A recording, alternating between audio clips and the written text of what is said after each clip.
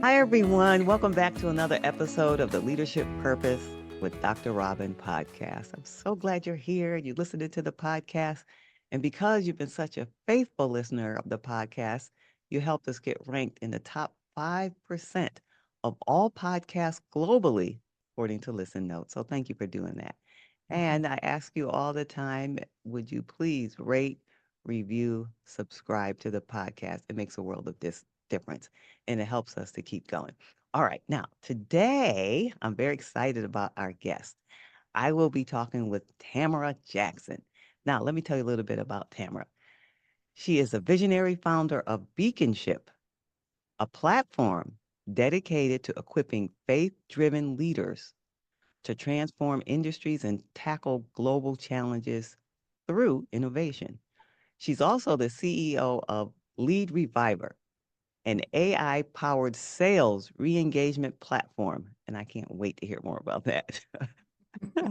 It helps businesses and nonprofits unlock the hidden potential of their lead databases, and she merges faith, innovation, and purpose to inspire leaders to create lasting impact. And as a former vice president at a Fortune 500 financial institution, Tamara has led multi-million-dollar projects and managed complex operations. Her leadership and strategic insights have made her a trusted voice in high stakes environments. And she's the host of the Beacon Show, where she highlights stories of faith-driven leaders making a transformative impact in their fields. Welcome, Tamara Jackson. Dr. Robin, thank you so much. Man, I sound amazing. Thank you for that intro. You know why you sound amazing? Because you are amazing. Well, praise God. I'll take Yeah, it. you you are, and you have an amazing story in life just from being you and doing all the things you've done. All Yeah. right, so now you heard me read your official introduction, but why don't you tell us in your own words anything you want to say about who you are and what you do? Well, I am a person who is still figuring out. I think that would be the first thing that I would say. You know, a lot of times when we see people that have accomplished things, we think, well, wow, they have figured it all out and they have arrived. And the truth is that just celebrated 51 years on the planet. And one of the things, thank you, one of the things that has become abundantly clear to me is that there is very, very little that I know compared to how much there is to know. And I don't know about you, Robin, but when I was a kid, I was a teenager, like my goddaughter, who is 16 right now, I thought I knew everything. My parents, all of these adults, like it's so simple. Why don't you just do XYZ? And so it's interesting to now be in this space in my 50s and realize, wow, like even after all this time on the planet, there is still so much I do not know. So, because of that, I consider myself a continuous learner. I'm always looking to continue to grow personally and professionally. And so, all of the different ventures and projects that I find myself in, while I am leading, I am also learning. So that's what I love about being able to lead Beaconship and work with faith driven leaders that are so passionate about making a difference in the world. They inspire me every time I sit down and have conversations with them. I learn from them just as much as I'm able to hopefully pour into them. And with AI, like you talked about, right? It's such an interesting field. There is the cool thing about it too is there really are no experts, right? Because it's new to all of us. We're all learning. And so some of us has figured out some pieces while others are really building proficiency in other areas. So this is going to be I think, a fun conversation because it sounds like we both have an appreciation for the learning journey that we are all on. Absolutely. You're right. I was like you as a teenager. I knew everything. We had no idea. In fact, it's a subheading in the book I'm writing. Mm. And one of the chapters, when I tell my story, that's the subheading. It says, When I Knew Everything, and everything is in all caps. I was convinced that my parents and all the people who were older are just missing out. And like you, years later now, I realize I just know everything I know. Yeah, that's That's it. all. That's all. Yeah, it's That's a it. it's a humbling thing, but Yes. also in my experience, it's also an empowering thing because now I don't have to feel like I remember times feeling like, oh man, what's wrong with me because I don't know this. But then when you really think about it, like really how much I know compared to how much there is to know. I mean, it doesn't pale in comparison. So now I get to have grace. I get to allow myself to still be a student in areas while still equipping and empowering others. And for me, it just took a huge burden off of my shoulders when I realized that I didn't have to know it all. And maybe that will help someone that's watching us or listening to us right now is, sis, you don't have to have it all figured out.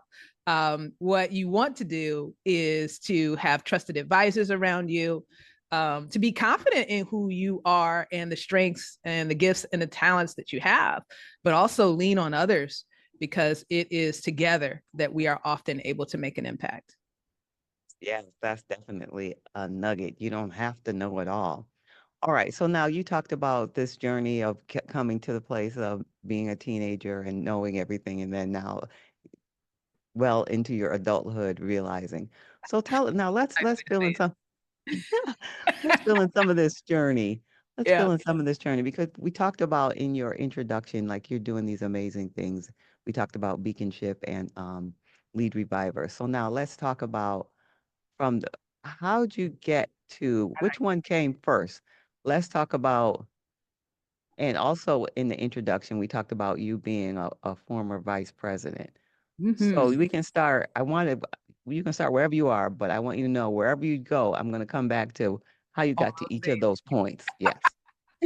Yeah. So here's how it all started for me. You know, I remember in those teenage years just kind of having a vision for what I wanted my future to be, and I knew that I Already? loved it. I did. Yeah, I actually did. I found my old high school yearbook, and it was one where you write in all these things of what you want and the types of things that you want to be able to accomplish. And I was very clear. I knew I wanted to be a leader. I knew I wanted to be in charge. And so what I had put in my notebook, Robin, was either I wanted to be a CEO of my own company or I wanted to kind of be in the top ranks of a corporation. So I wasn't sure exactly what role that was going to be, but something like leading a division or something like that, right? So I always knew that I had a passion for business and that was the path for me, but I didn't know how it was all going to kind of work itself out. What I did think, Where did, oh, sorry. Go yeah, go ahead. ahead. No, keep going. So what I was going to say is the piece that I did know is that college was a big piece of that. So I ended up going to Virginia Tech in Blacksburg, Virginia, big college town, not a whole lot else there, but it was a great school.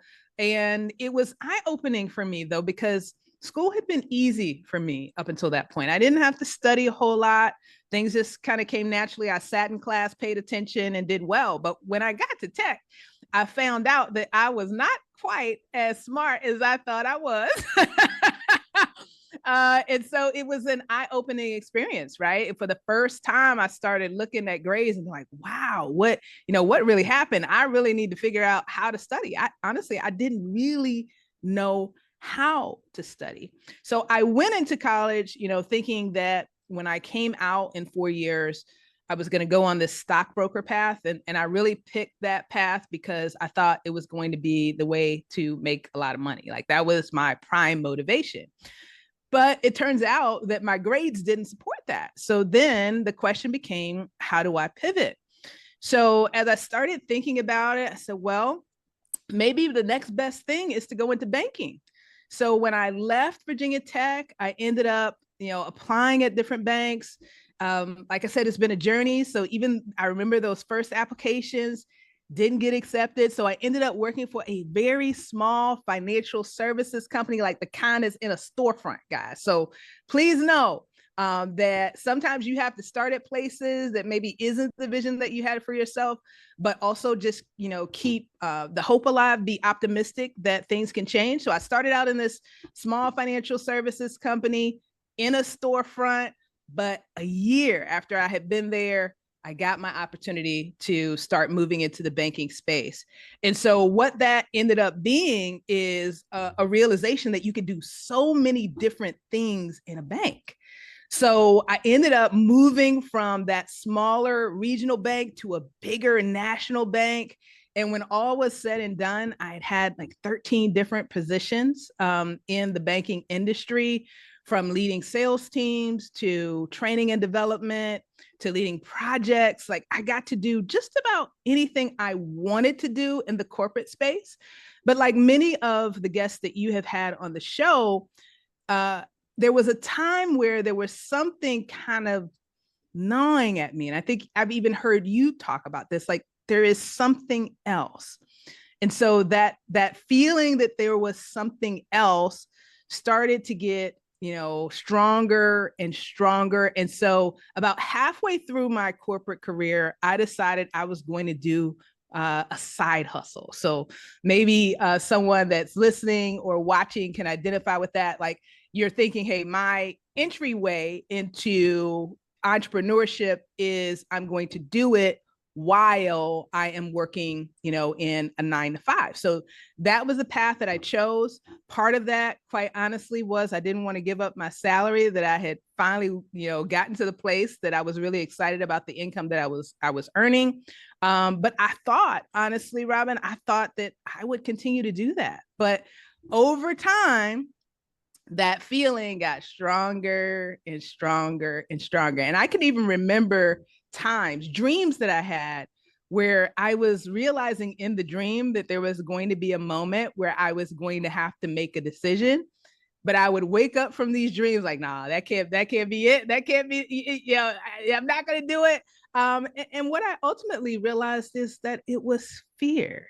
It was fear that was keeping me from stepping fully into it. But be that as it may, I actually launched a couple of different ventures. My first one was in fitness. I eventually moved into helping Christian authors with publishing. I had a publishing podcast. And so I was still kind of holding on. I'm doing my corporate gig. I'm doing these side hustles. And then in 2022, things just drastically changed. My mom got a stage 4 breast cancer diagnosis. I ended up leaving Charlotte, North Carolina to move back to Virginia to be there with her as her only child. And she was my best friend in the world. I wanted to be there with her through that journey. And it is during that journey that I started having these conversations with her about purpose, about legacy, what my biggest hopes and dreams were. And it was starting to become clear that I was getting closer to that decision point of having to say, listen, you're going to have to choose a path.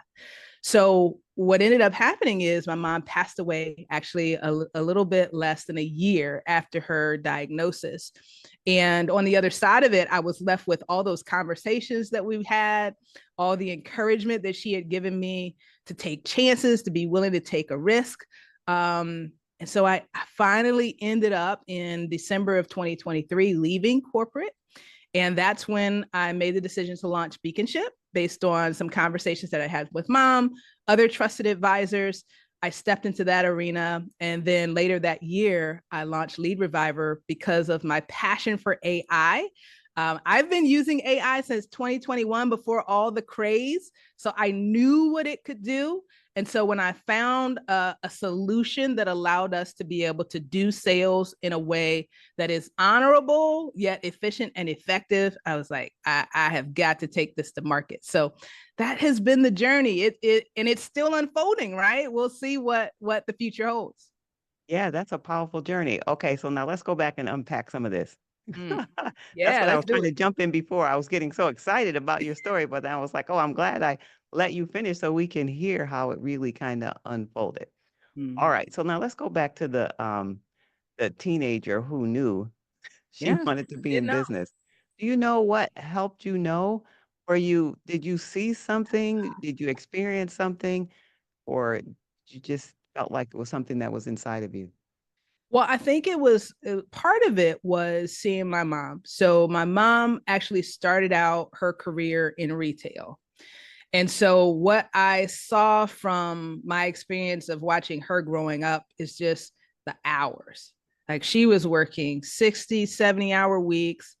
She was doing okay in terms of salary. She at that point she didn't have a degree, so she would always tell me like, "Tam, make sure that you get your degree because you end up having to work really hard when you don't have that education. Trying to prove yourself." So she was doing pretty well, but I remember watching that and being like, "Man, I don't want to work that many hours."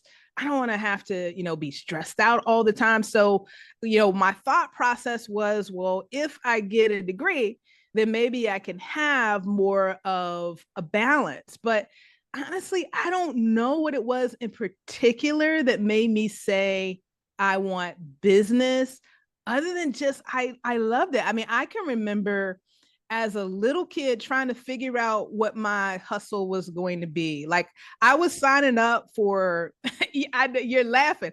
I was signing up for it used to be this little thing. I think it was called Income Opportunities or Business Opportunities magazine. I was getting that stuff as a kid, like at 10 and 11 years old. Like there was something in me that I just was drawn to it.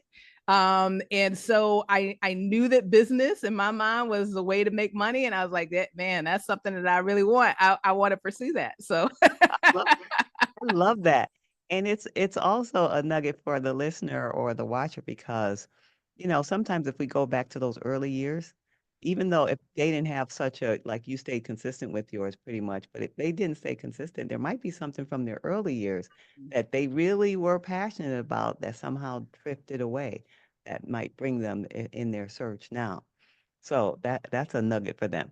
Okay, mm-hmm. so now let's go now to the when you had moved up the ranks in this financial institution and you said you started feeling like other women who we talked to, like there was something that it just wasn't doing it for you anymore. Can you say any more about what was happening during that time? How did you know you were feeling that? Yeah, it was. I think the biggest thing for me is I knew I was making an impact in that space, but it was like, okay, yeah, I'm helping to drive revenue in this business and we're taking care of the customers and we're trying to make sure that we're having a good experience. And it felt good, to get the performance reviews and all that, but it was just something like, there's got to be more than this. Like, there was just this feeling that I was called to actually make an impact on people, like to make their lives different or better in some way. Um, and I guess to a degree, I did that in my corporate career, but it just didn't feel like enough. Like I didn't feel like I was making the type of impact that I really wanted to make. The legacy part, I mean, even though I wouldn't have used those words, those things were in my mind. Like, is this all that I want to be, known for or remembered? Is this all that I'm able to contribute? And I was like, man, there's gotta be more that is in me that I can do than just this. And I think, my faith also probably played a role in that. I grew up in church from the age of 9. I definitely consistently heard, messages about giving back and supporting others. And while I didn't necessarily see, my path as standing behind a pulpit or being a missionary or any of those things, there was still a desire to contribute and to impact people in some way. And my thought was there's got to be a way that I can leverage my passion for business to be able to not only take care of myself, but in some way be able to help others. Makes sense. That makes a lot of sense. Now, did it have any impact on you and your day to day, like your functioning in your work? What made it, you know, get your attention is what I'm trying to get at. Was it impacting you? No, I mean that's the interesting thing. I was able to perform really really well at work. As a matter of fact, there were many points where I had to like literally de-escalate my career because there was this continued, hey, you're really good at these things. We really appreciate your skill set.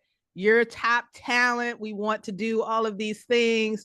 And so in those final years, Robin, like it was a very weird space because I was literally trying to shrink out of those opportunities and do my job well, but not so well, if that makes sense, that Yes. I was on the top talent list. So it wasn't a matter of not delivering for the role. I was doing that, but it's still, there was just something in me that was like, this isn't enough. Now, what I will say though, is I want to paint a balanced picture. It does mean that I was, in terms of time, I was all over the place.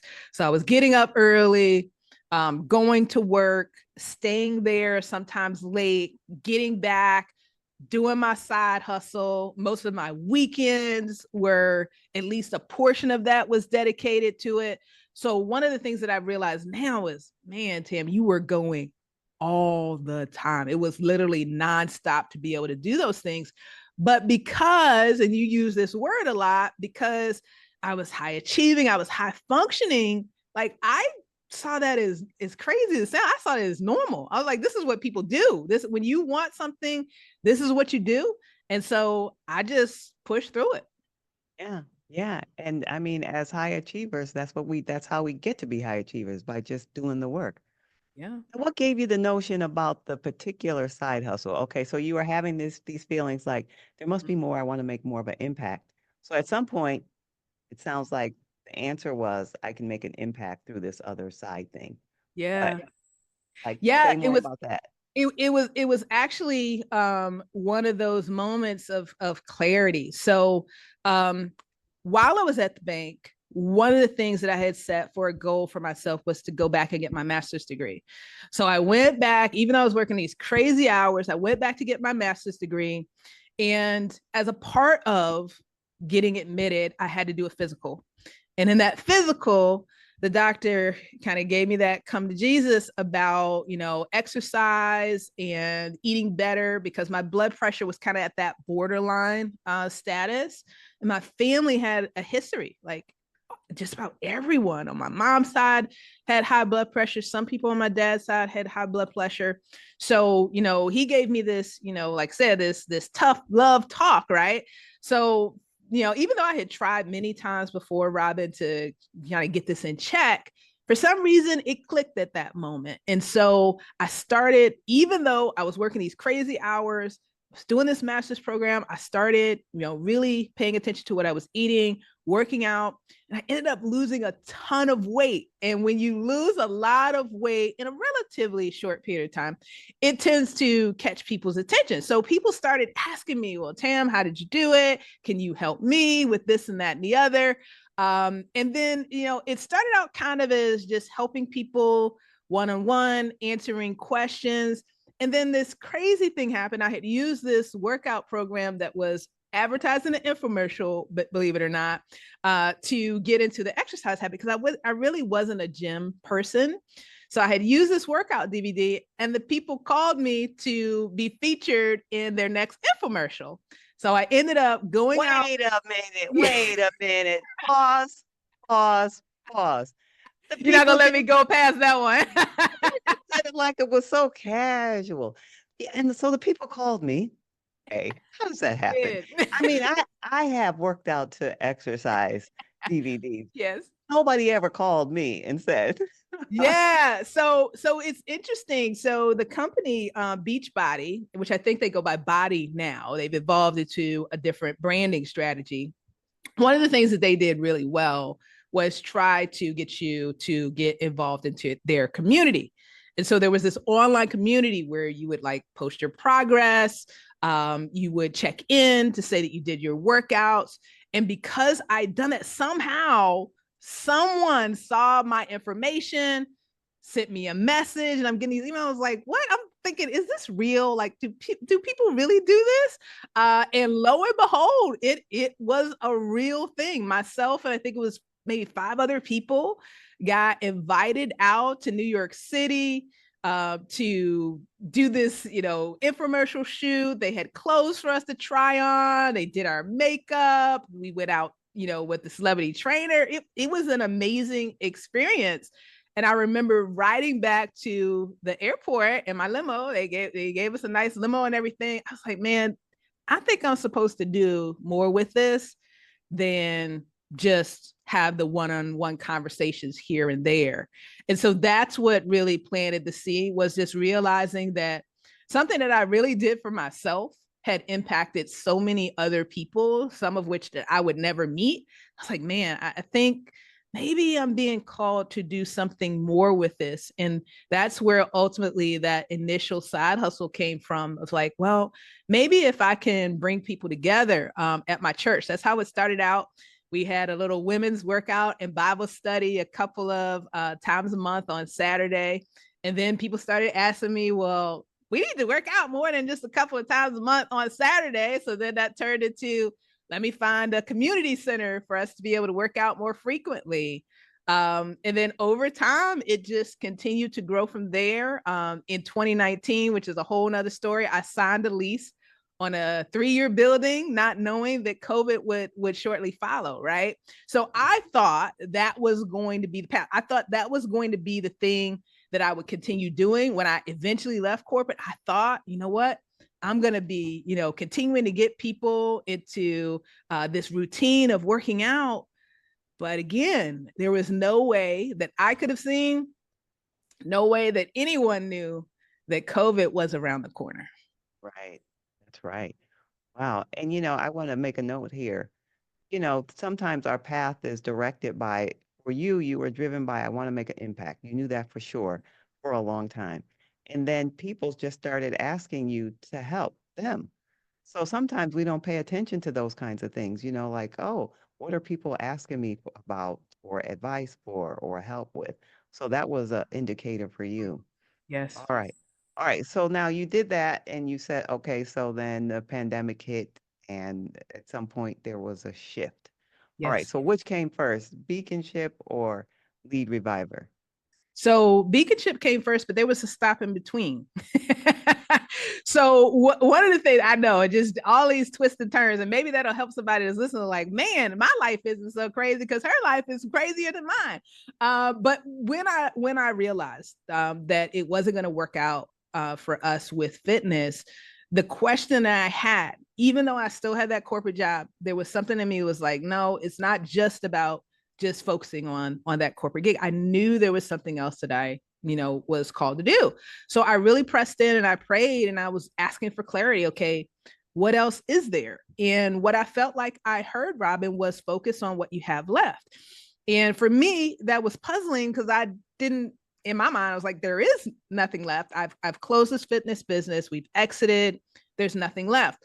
But then as I continued to really sit with that, I realized, well, actually, I do have something. So one of the things that happened during the pandemic is people, once again, had been approaching me about writing a book because I had written a book about my journey. And so there were these people who were like, hey, I wanna write my own book and we're at home. So this would be a great time to actually do it. And so I'm one of those people, and I know there are people that are watching and listening. They're just like me. Like somebody throws out an idea, it sounds like a good idea. It's like, okay, let's do it. So I started doing these online events to help people write their book. And one of the outcomes of that was there was this small Facebook community that I had with about 150 people in it that were interested in writing and publishing. And so the more I thought about that, focus on what you have left, it became clear, hey, let's focus on that community. So that turned into what is now the Christian Authors Network, which is a community of over 2,800 people from all across the globe who desire to, write books that honor God and make a difference in the world. So I actually did my Christian Authors Network side hustle from 2021 till technically 2024. The group is still going and I have someone kind of leading that charge for me. So it's still out there, even though I'm not leading. So I did that until the beginning of 2024. And then I officially said, you know what, I'm going to focus on beaconship. All right. So now, was beaconship something that was bubbling up in you, or where did it come from? It wasn't. Well, yes and no. Maybe I should say it that way. Yes and no. So what happened as my mom transitioned off the scene, I was reflecting a lot So on her hard. life, her example. Yeah, it was really hard, and it put me in a space of a lot of reflecting. Because one of the things that really stood out to me is that she, just was thinking she had more time. And I think we often assume that we're going to have whatever amount of time that we have set as a goal. So my mom was relatively young. She was 68 years old. She was still working, and she planned to work, a couple of more years because she was still able to work and she was still doing well and making an impact within her space. So she had all these plans about, what retirement was going to look like, all these things that she had put off. And so when she, transitioned, I was left with, wow, you might not, of course, I hope I do, but you might not have as much time as you thought you had. And if that is true, what do you want to do with the time that you had left? And so reflecting on that question was part of it. And then also, we had conversations during that 10 months when I was kind of supporting her and going through the journey with her. And so, one of the things that had come out of that discussion was, okay, if you could do anything, what would it be? And we had this What kind of conversation. question she asked you? Yeah, absolutely. Well, I because I love started that. it. I love I that she started it, asked Robin, that. because I asked her, because if my mom, if you knew her, you would know that this is true. So I asked her. I already love her. Let me You just feel tell you like that. you love her? Yeah. So I had asked her about her goals, hopes, and dreams, and anything she wished she had done differently. So Oh, I started with that. And in true Deborah Jackson fashion, she answered my question and then she flipped it on me and gave me that question. So she oh, wasn't going to let it just end with, her sharing her thoughts. She wanted me to reflect and think about that. And so that was also a part of it, because then it took me back to a conversation that we had briefly at one time when I was sitting at her house, even though we didn't live together at that time, but I was over visiting, and she wasn't watching the TV. And so she let me change the channel, and I changed it to Shark Tank. And so she, at first she thought, well, do you want to be on Shark Tank? Do you want to present your business on Shark Tank? I was like, no, I don't want to do that. And then a light bulb came out for her. She's like, oh, you want to be a shark? Say, yes, I want to be a shark, because in my mind, they have accomplished this level of business success, but it's not just about their business being successful. Say what you want about the people that are on the show. There's something in them that desires to help other people get to that next level. And so my heart's desire was to kind of leverage that same kind of model and be able to help other leaders that, I always am, realizing there's more for me to learn, but that means that there's also, people that are at a place, a little bit earlier in the process than I am. And is there a way that I can help them reach their goals and dreams? And so as I continue to think about that, I had some conversations with people. That's something that I do often when I'm not clear, is I'll say, hey, I respect your opinion. Would you be willing to jump on a Zoom call with me? And let's talk this out, and let me ask you some questions. And so I did some of those conversations, and the outgrowth of it was this, Dr. Robin. It was, people have a desire to make an impact. They want to honor their faith, their values. The question that they often have is, how do I get from where I am now to where I want to be?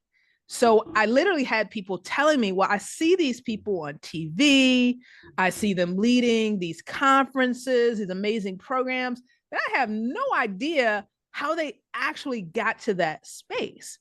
And so the more I sat with that, it was like, okay, well, maybe, I can leverage some of the, the skills that I have of being able to connect with people, to be able to interview and have conversations. Maybe I can use that to create a platform for these leaders to be able to share their wisdom, many of whom are, in latter stages of their business and ministry, and they're thinking about legacy and impact too. So maybe people will actually be willing to come on this show and kind of unpack their journey. And so that's when the Beacon Show kind of came out of that. And that was the first part of the work with Beaconship. And then it evolved over time to, okay, well, how do I now help people be equipped to grow their business and get the funding that they need in order to grow? Because what I've discovered is often that's what stands in the way, is that we ultimately run out of capital. And so being able to attract the attention of donors and investors, and get them excited about your cause or your business, I realize is a really important step and often a big gap for those in the faith-driven space. So that's when I decided to focus Beaconship on kind of filling that gap. And that's my interim step to becoming a shark, while I am continuing to learn about business and investments myself. This is a way that I can give back while I'm working towards that bigger goal. Yeah, I love throughout your whole story, it's been continually driven by this urge to give back and then help others give back. And it's like the common thread that's woven throughout your story and your success over the years. So that's a beautiful story. Now, we talked earlier at the beginning of this conversation. Oh, it won't be that long, but I know you're close Oh upon the my time God, of look at your the next time. thing. Yeah. Wow.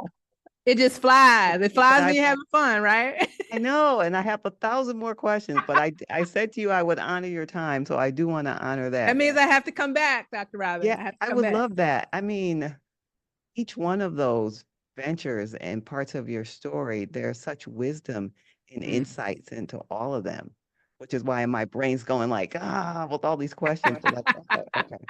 All right, so maybe we can take a minute on Lead Reviver, and then you Yeah. could give some words of wisdom. You gave already so much, but let's say a little bit about that and Thank some you. words of wisdom, and then we can get you off to your next meeting. Yeah.